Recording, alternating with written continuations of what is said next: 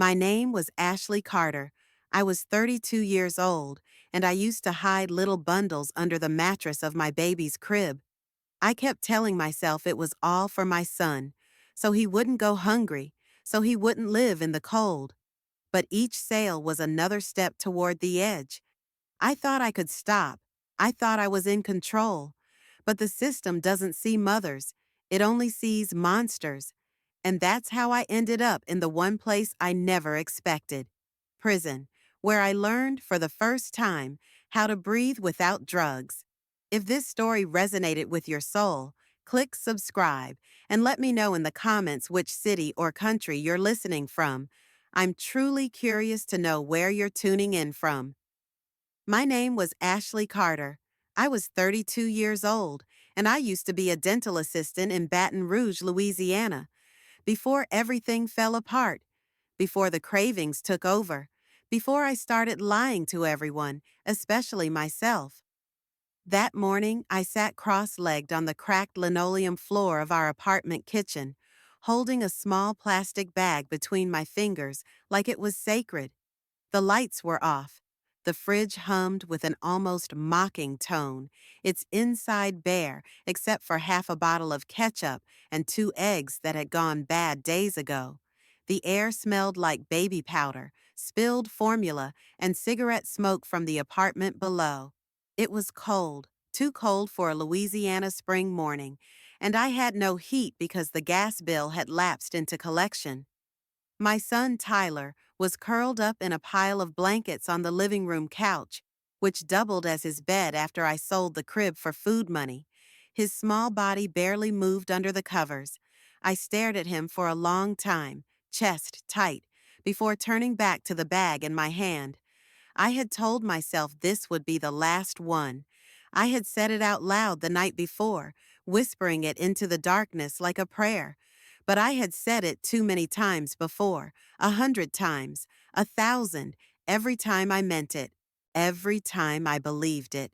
And every time I ended up back here, on the floor, knees bruised, stomach hollow, hands shaking, heart full of shame.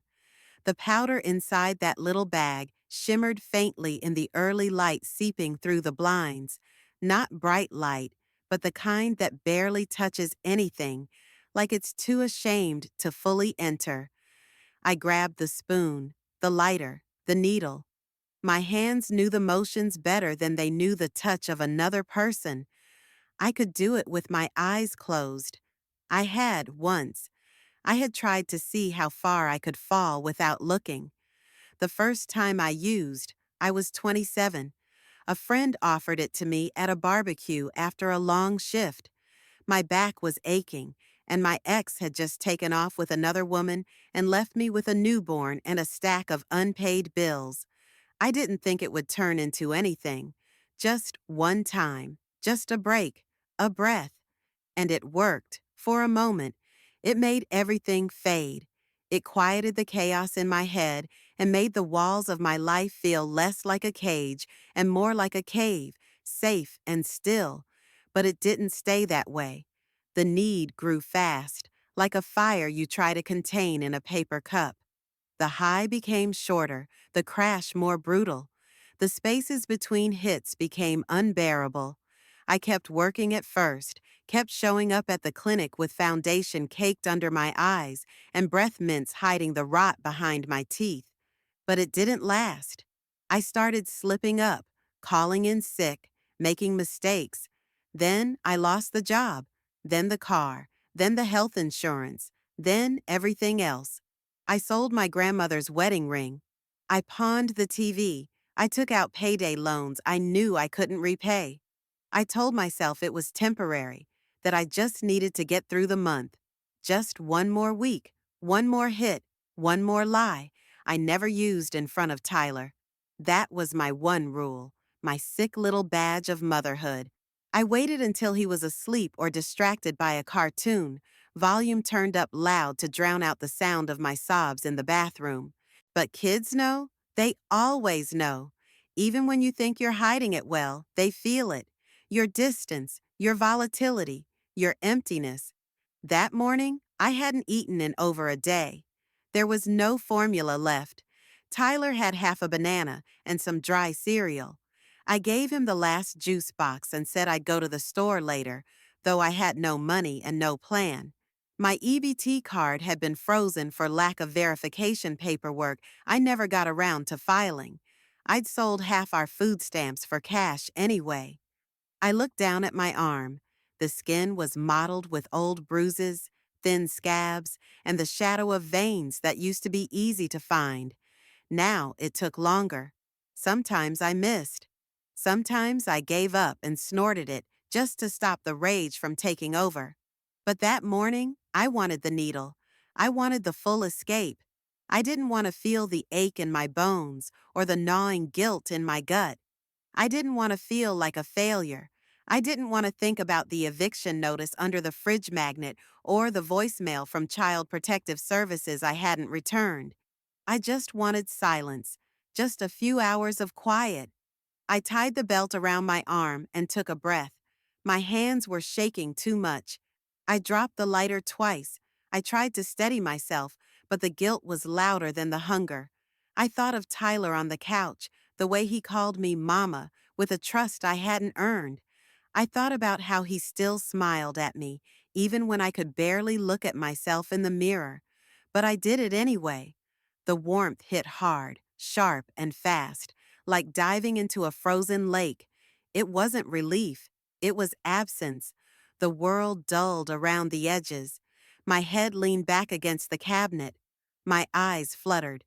The kitchen spun, and for a moment I was floating above my body, detached, numb, hollowed out like a gourd. And then I heard him stir. Tyler made a small sound, a yawn maybe, or a whimper, something soft and vulnerable. My eyes snapped open, heart racing, guilt crashing back in like a wave.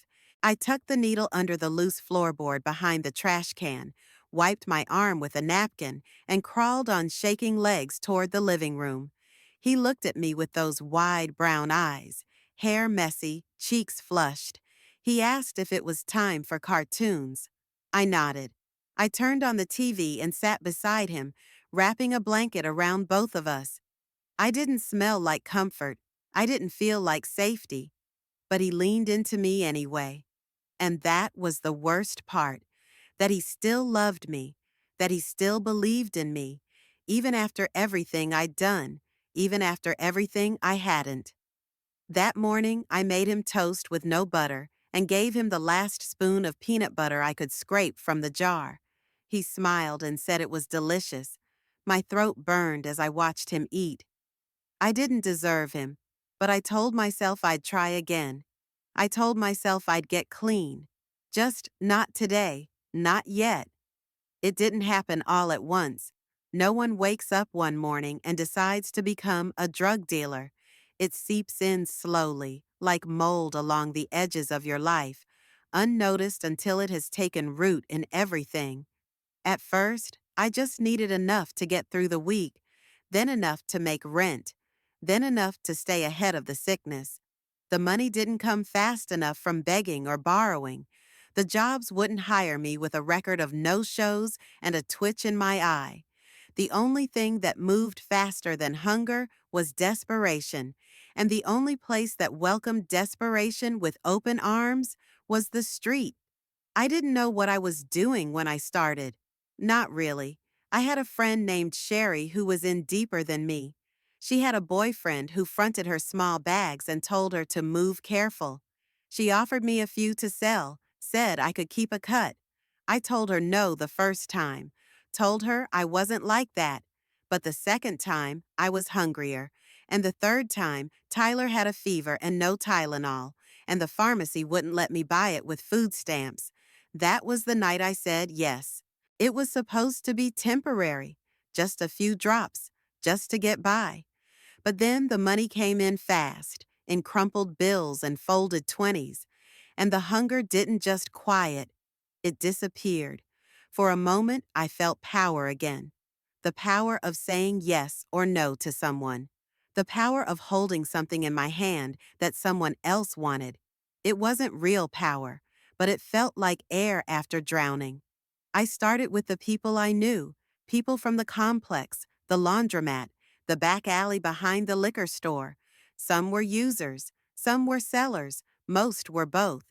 We didn't ask questions. We didn't make small talk. I passed the bag. They passed the cash. Sometimes we nodded. Sometimes not even that. The corners became my office. The bus stop near the abandoned church. The dumpster behind the old seafood shack. The lot behind the gas station that reeked of oil and warm beer. Each place had its own rhythm, its own rules. Never stay too long. Never show fear. Never count cash in the open. The first time I got jumped, it was by a boy who couldn't have been older than 15. He snatched the bag and ran before I could even curse. I didn't chase him. I just sat down on the curb and cried. Not because I lost the money, because I wasn't surprised. People started to recognize me, not by name, but by posture, by the way I looked over my shoulder twice before leaning into a car window. By the way, I always kept my hand on the zipper of my coat, guarding what was left of my supply. Some called me Ash. Some didn't call me anything at all. I became a shape, a transaction, a shadow. At home, I kept my face neutral. I played games with Tyler when I could, colored with him on the floor using broken crayons and old receipts. He laughed sometimes, and I would forget for a minute where I had been an hour earlier. But the streets never left me. I carried their dust on my skin and their fear in my spine. I started keeping a small knife in my boot, just in case. I never used it, never even pulled it out. But knowing it was there gave me a false sense of control, like I could still protect something, like I was still the mother I claimed to be. There were nights when the air felt thick with risk, sirens blaring in the distance, headlights sweeping too slow across the pavement, a cruiser parked too long at the end of the block. I learned how to scan a face in under 2 seconds, learned who was tweaking, who was pretending, who was wired. The game changed daily. You had to move with it or be swallowed whole. Sometimes I thought about getting out, about quitting, about flushing the product and going clean. But then the rent would come due, or Tyler would outgrow another pair of shoes, and I would go right back. The streets knew that kind of loop. They welcomed it. I kept my stash hidden in different places, inside an old cereal box in the cabinet, under the bathroom sink, taped behind a panel. Once, I hid a few small bags in the hollow of a stuffed animal after watching Tyler fall asleep. The guilt choked me, but I did it anyway. Every deal took a piece of me, not all at once, but slowly, like sanding down a door until it doesn't quite close anymore. I felt myself disappearing. My voice changed. My laugh vanished. My reflection in the mirror became someone I no longer recognized, someone thinner, colder, with eyes that never rested. But the money came, and I spent it on groceries, on rent, on cough syrup when Tyler got sick. I bought him a second-hand tricycle and watched him ride in circles on the cracked sidewalk out front. He looked up at me with pride. I smiled, then went around the corner to make another drop. The days bled together. There was no weekend, no holiday, only risk and reward, and fear, always fear. It lived in my chest, just beneath the skin, like a second heartbeat. I slept with one ear open, phone on vibrate, sneakers by the door. People stopped seeing me as a mother. They saw a dealer, a problem, a threat. I heard the whispers. I saw the glances from neighbors as they pulled their children closer. I didn't blame them. I wouldn't have trusted me either. One night, I saw a mother from the shelter I used to visit. She had a new job and cleaner clothes. She smiled at me from across the street, but the smile faded when she noticed what I was doing. I saw the recognition in her eyes, not just of me, but of the fall. She had seen it before. She had lived it, and she had climbed out. I turned away before she could say anything. That night, I couldn't sleep. I sat on the kitchen floor, knees pulled to my chest, the weight of my coat still clinging to me. I stared at the window, waiting for the sun to rise. The bag of unsold product lay on the table beside an empty baby bottle. Outside, the city breathed its slow, indifferent breath. Inside, I listened to my son's soft snoring in the next room. And I waited for the knock that I knew was coming. It happened in the early hours before sunrise, the hour when even the street dogs sleep and the wind outside carries a deeper kind of silence. That silence didn't last. I woke up to it being shattered. There was no polite knock, no warning, just a sudden deafening crack, followed by the splintering groan of wood giving way. The front door, already warped from age and weather, broke inward like paper. The frame snapped in two places. I felt the vibration ripple through the floor under my bare feet. The sound of boots filled the apartment like a flood, fast and brutal. I sat upright on the couch, heart thrashing against my ribs, and for a moment I couldn't move. Flashlights cut through the dark like blades. Harsh commands echoed off the walls, sharp, layered, overlapping. One voice shouting, another following, a third closer. I couldn't tell what they were saying. I couldn't hear anything but the panic roaring in my ears. Tyler was sleeping in the corner of the room on a pile of blankets, his small body curled in on itself like a comma. His eyes opened as the lights hit him.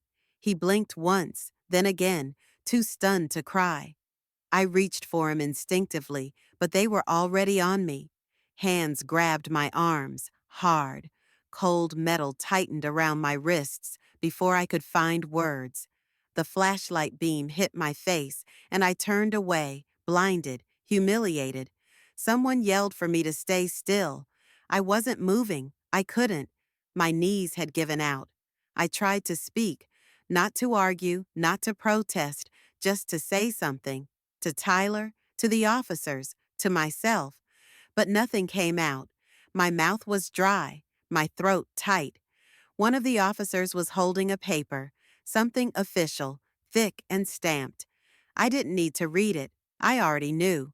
They tore the apartment apart. With the precision of people who'd done this too many times before, the drawers, the couch cushions, the back panel of the cabinet under the sink. They knew exactly where to look. The stash I'd hidden beneath the loose floorboard was the first to go. I didn't even watch them take it. I kept my eyes on Tyler. He sat frozen in the corner, a blanket clutched to his chest, his toy fire truck still in one hand. He didn't cry. He didn't speak. He just watched with wide, quiet eyes as his world was disassembled by strangers in black boots and bulletproof vests. One of the women in the uniform knelt near him. Her voice was softer, but I could still see the way she gently tried to take the toy from his hand. He wouldn't let go. I begged with my eyes. I wanted to scream that he didn't understand, that he wasn't part of this, that he needed me. But the cuffs on my wrists held more than just my arms. They held my voice, my defense, my illusion of motherhood. They walked me past him.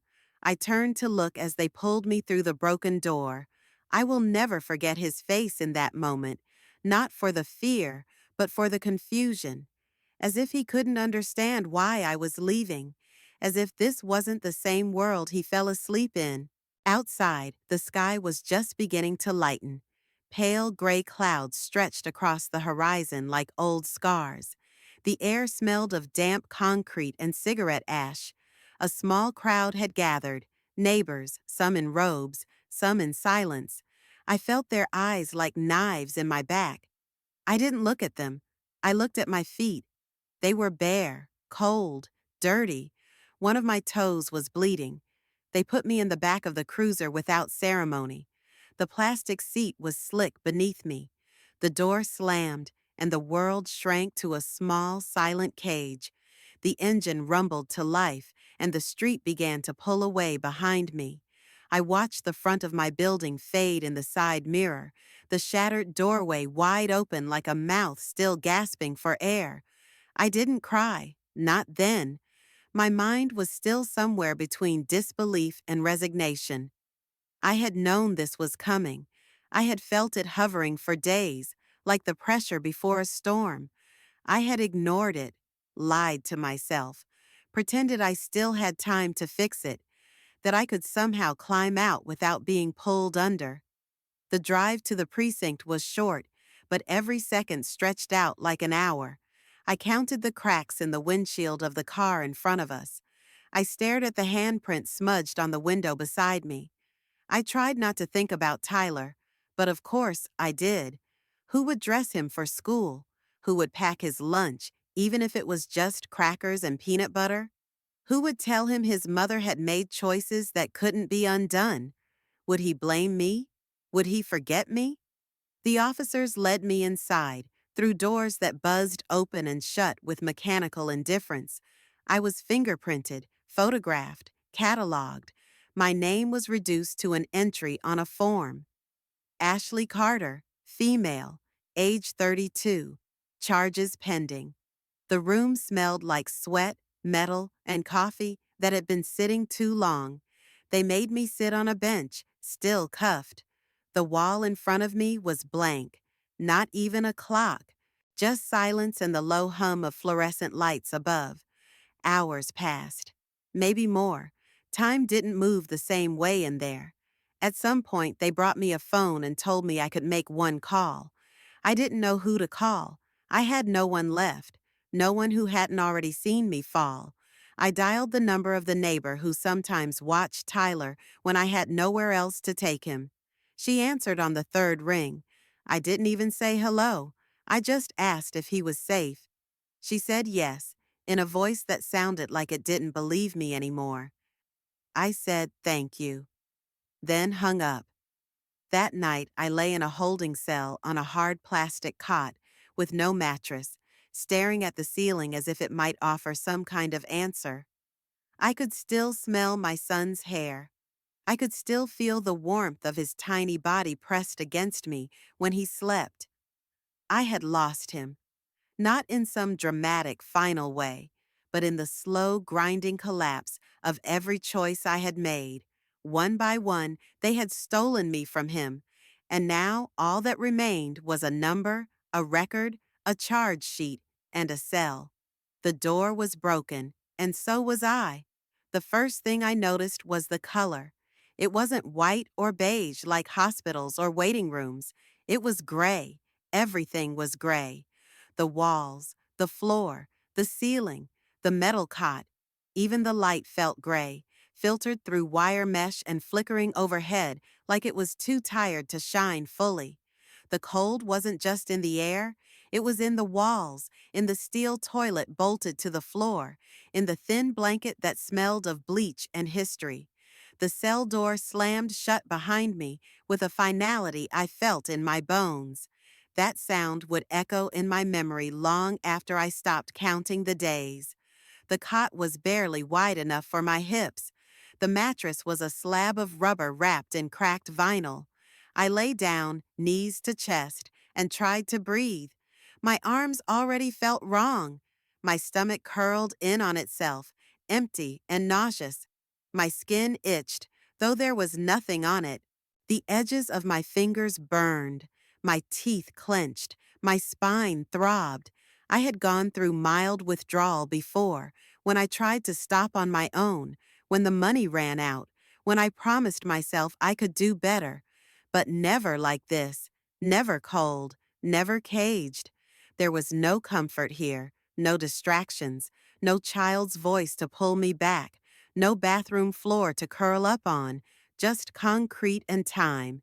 It started with heat, not from outside, but from inside me, like my blood had been replaced with boiling water. I burned under my skin while my teeth chattered from cold. I sweated through my clothes, soaked the mattress, and still couldn't stop shaking.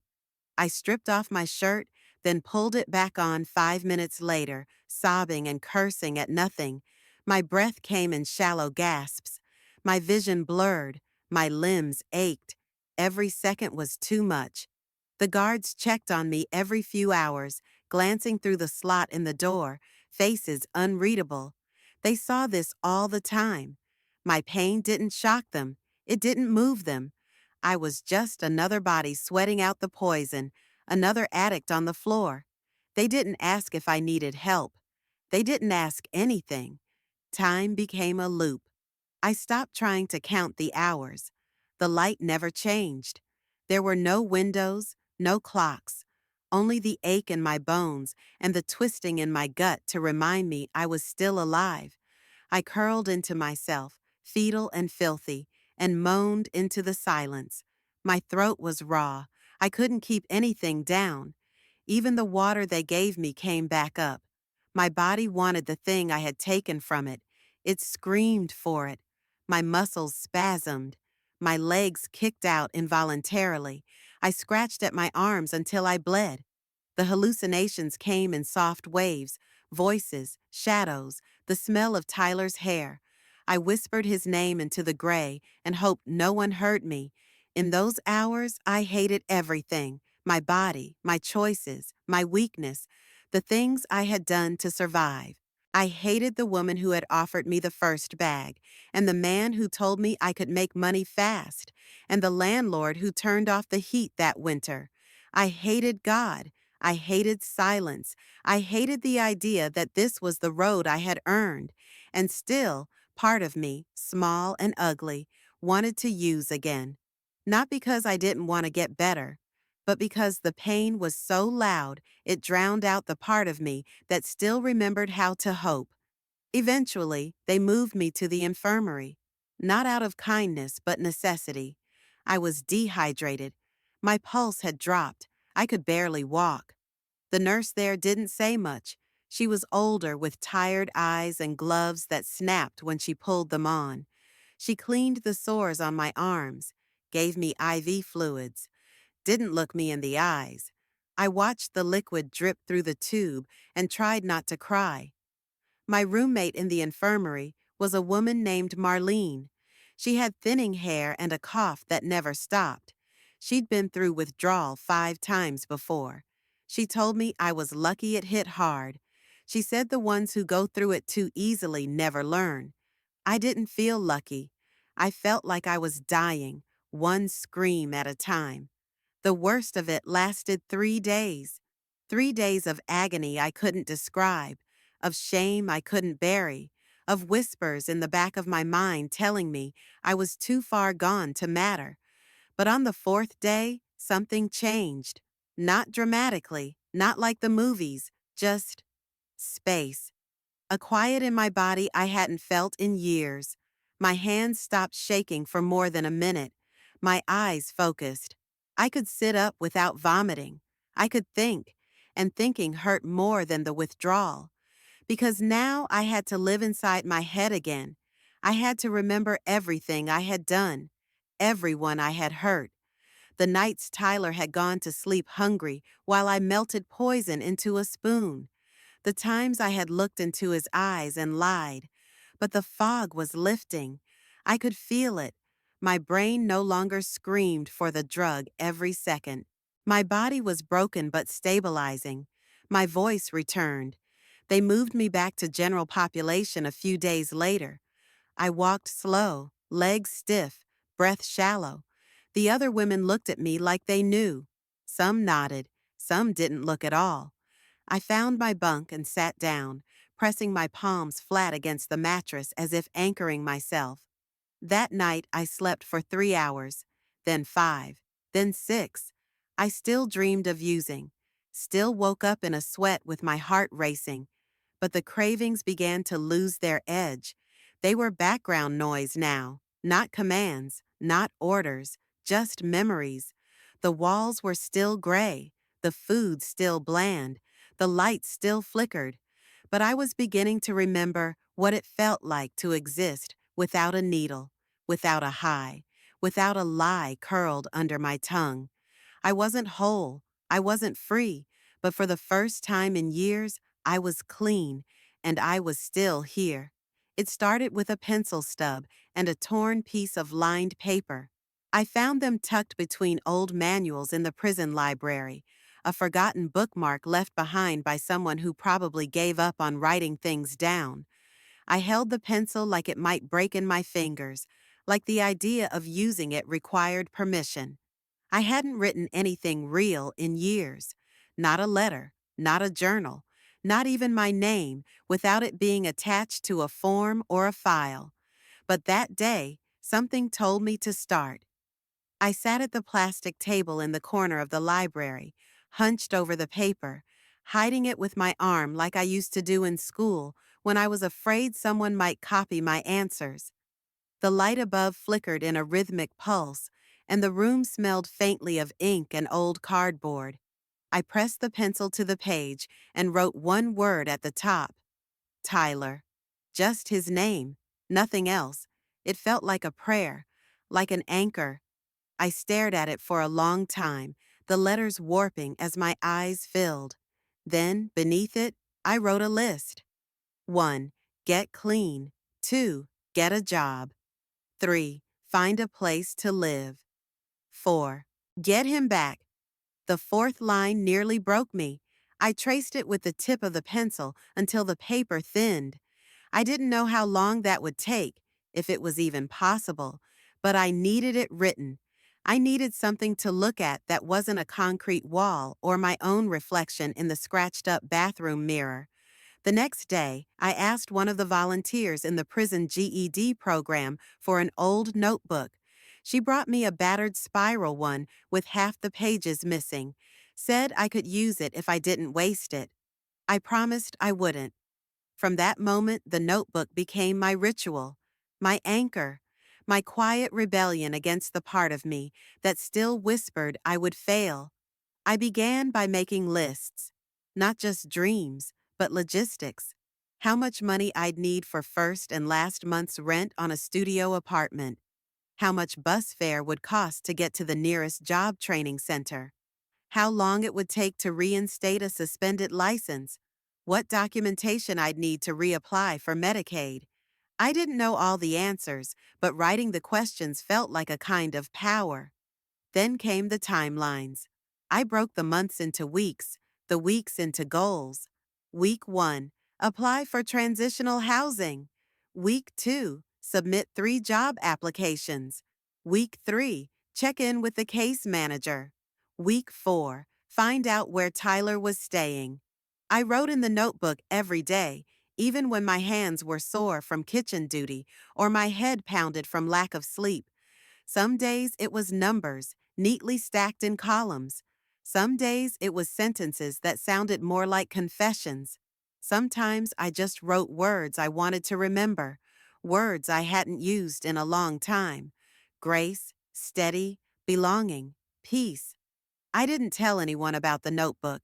I kept it under my mattress, wrapped in an old t-shirt. It wasn't for anyone else. It wasn't a performance. It was mine. My private map out of the wreckage. Some of the women around me noticed that I was changing. They didn't say much, but they watched.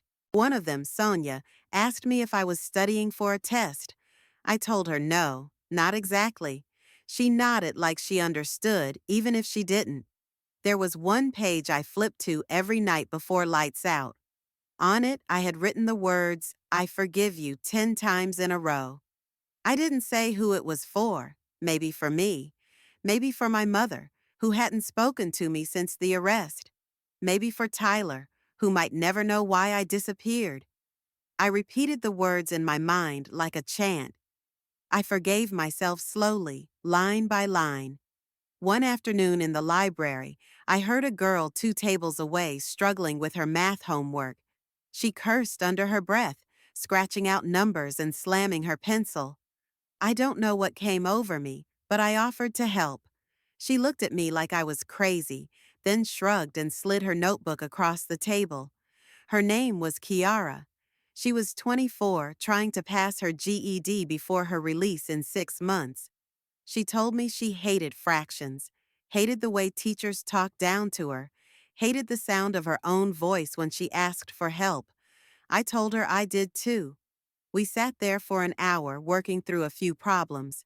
She started showing up the same days I did. After a week, she brought a friend, and then another. They asked me how I knew all this stuff.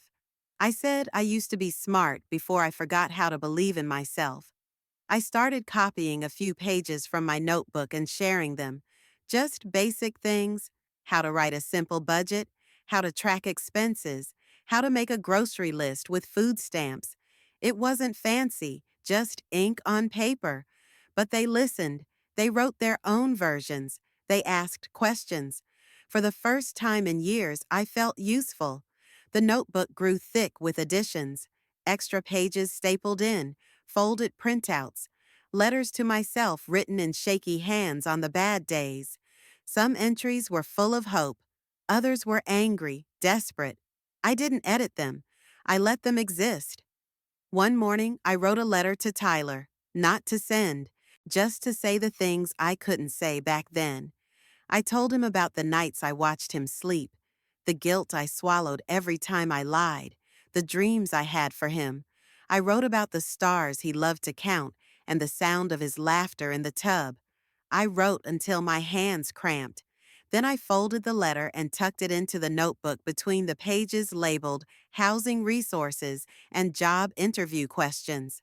The notebook wasn't just a plan anymore. It was a heartbeat, a blueprint not for perfection, but for possibility.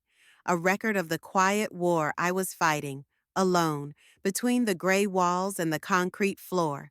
Every page was a step toward something better. Every word was proof that I was still here, still trying, still alive. They released me at 6:42 in the morning on a Tuesday, when the sky was still bruised with the fading blues of night and the streetlights hadn't figured out it was time to go dark. The air smelled like wet pavement and gasoline. I held a manila envelope in my hands. Inside it, a bus voucher, my release papers, and a list of transitional programs I had memorized by heart. That, and a small white bag that contained the entirety of what the state thought I needed to start over. A cheap toothbrush, a travel-sized deodorant, and $20 in cash. There was no one waiting for me outside the gate. No balloons, no camera flashes, no applause. The silence felt more honest. My clothes didn't fit anymore. They had sat in a property box for over a year. The fabric smelled faintly of dust and time. The jeans were too loose, the sleeves of my sweatshirt too tight in the shoulders. My shoes, still stained from the day of the arrest, felt heavier than I remembered, as if they carried the weight of who I used to be. I took the first bus heading toward the city. I didn't look out the window much. The passing landscape was too familiar, too painful. Strip malls and broken signs, empty fields, gas stations with windows covered in bars. I saw my old life in the edges of every scene, the corners I used to work, the motels I used to avoid, the shadows I used to follow. The seat beside me stayed empty. I stepped off downtown. The streets were already buzzing with the lives of people who had no idea I had just walked out of a cage. I carried no ID, no resume, no home address, just the notebook pressed to my chest like scripture, dog-eared and scrawled through with shaky handwriting. Inside it, the plan. I made my way to the re-entry center listed in the packet. The building was squat, brown brick, wedged between a check-cashing place and a bail bond office. The woman at the desk barely looked up when I gave her my name. She handed me more papers, pointed to a chair. I sat there for nearly an hour, listening to the buzz of fluorescent lights and the low hum of voices behind frosted glass doors. No one said welcome back. No one said good luck. I was assigned to a group shelter on the edge of the city. Bunk beds, curfews, shared bathrooms that never fully dried. The hallway smelled like mildew and disinfectant. I slept with one eye open, my hand on the notebook tucked under my pillow. I didn't unpack. There was nothing to unpack. The first job I found was at a diner that paid me in tips and sympathy. I washed dishes in the back, my hands red and cracked from hours in hot water. I didn't complain. The rhythm of work grounded me. I liked the weight of clean plates, the hiss of the dishwasher, the sound of the cook yelling orders, like music with no melody. It was noise, and I was part of it. I stayed quiet. I didn't tell anyone where I had been. When people asked about the gaps in my life, I said I'd been dealing with things. Most didn't press. Those who did got silence. I had learned that shame could be worn like armor if you kept it polished. Every night after work, I'd walk to the library. It was the only place that still felt sacred. I filled out applications, applied for programs. I made phone calls to numbers from the notebook. I waited on hold for hours. I heard the word pending more times than I could count. Eventually, I found a legal clinic that helped me begin the process of petitioning for custody. It would take months, maybe longer. They told me the truth. I'd have to prove everything: housing, employment, stability, drug tests, parenting classes, a therapist's letter, a social worker's report, every mistake documented, every progress measured. I nodded. I said I understood. I did. I passed every test they gave me, but the hardest part was the waiting, the time between court dates, the silence between letters, the absence of my son's voice. I saw him again for the first time at a supervised visit arranged through the foster system. He had grown taller, his hair was shorter, his face older. When he walked into the room, holding a toy dinosaur in one hand, I felt the floor tilt beneath me. He looked at me with a mixture of confusion and recognition, like someone remembering a dream they couldn't quite name. We sat in a small room with bright posters taped to the walls. A caseworker hovered nearby, clipboard in hand. I didn't know what to say at first, so I asked him about the dinosaur. He told me its name. I told him it was a good name. We talked about cartoons, about peanut butter sandwiches, about whether he still liked to count stars. When the visit ended, he hugged me. Not tightly, not long, but he didn't pull away when I put my arms around him. I buried my face in his shoulder and inhaled. It was the first breath I'd taken in 2 years that didn't taste like guilt. I walked home that day under a sky that was pale and open. The streets were the same. The cracks in the sidewalk still caught my toes. The traffic still groaned at every intersection. But I was not the same. I had no title, no position, no degree, no clean history to brag about. But I had a plan. I had calluses on my hands from honest work. I had a room I paid for with my own money. I had a therapist who told me every week that my story didn't end with what I had done. I had a notebook filled with pages of proof that I had tried, even when I had no reason to believe I could succeed. And most of all, I had hope, not loud, not showy, just steady, quiet, durable. I was no longer the woman who curled up on a cold kitchen floor chasing a numbness she called survival. I was no longer the shape of someone who had given up. I was a mother, without rights, without recognition, without guarantees, but still a mother, still standing, still walking forward.